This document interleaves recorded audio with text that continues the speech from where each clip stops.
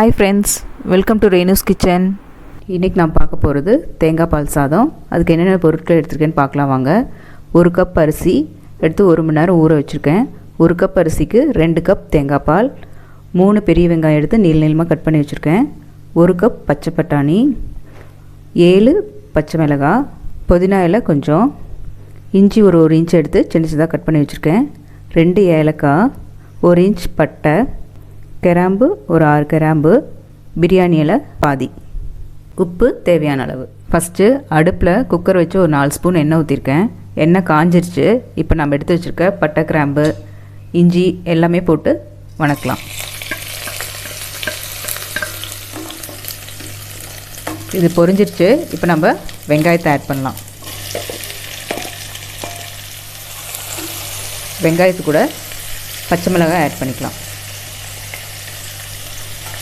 இது கொஞ்சம் நேரம் வணங்கட்டும். பச்சை மிளகாய் மட்டும்தான் நம்ம காரத்தை எடுத்துருக்கோம். அதனால் உங்களுக்கு கொஞ்சம் காரம் வேணும்னா ஜாஸ்தியாகவே எடுத்துக்கோங்க. இப்போ பச்சை பட்டாணி போட்டுக்கலாம். நான் பச்சை பட்டாணி எடுத்திருக்கேன், அதனால் முன்னாடி வேக வைக்க தேவையில்லை. நீங்கள் காஞ்ச பட்டாணி எடுத்திங்கன்னா நைட்டே ஊற வச்சு காலையில் தனியாக எடுத்து வேக வச்சுக்கோங்க. இதை நல்லா ஒரு நிமிஷம் வணக்கலாம். பாருங்கள், இப்போ நம்ம தேவையான உப்பு போட்டுக்கலாம்.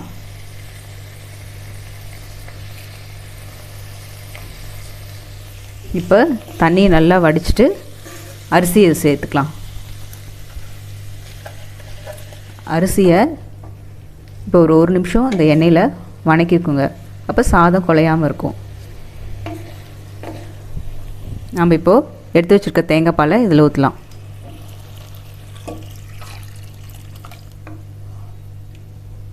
இது கூட புதினாவையும் ஆட் பண்ணிக்கலாம்.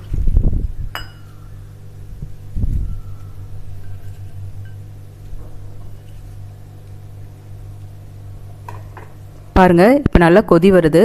நம்ம மூடி போட்டு மூடிட்டு சிம் பண்ணி வெயிட் போட்டுடலாம். 10 நிமிஷம் நல்லா வேகட்டும். 10 நிமிஷம் ஆயிடுச்சு. இப்போ நம்ம எப்படி இருக்குன்னு பார்க்கலாம்.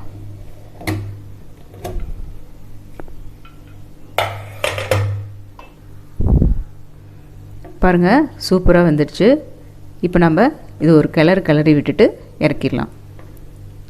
சூப்பரான தேங்காய் பால் சாதம் ரெடி. இது உங்களுக்கு பிடிச்சிருந்துச்சுன்னா இந்த சேனலை லைக் பண்ணுங்கள், ஷேர் பண்ணுங்கள், சப்ஸ்கிரைப் பண்ணுங்கள். மறக்காமல் பெல் ஐக்கான் கிளிக் பண்ணுங்கள். தேங்க்யூ.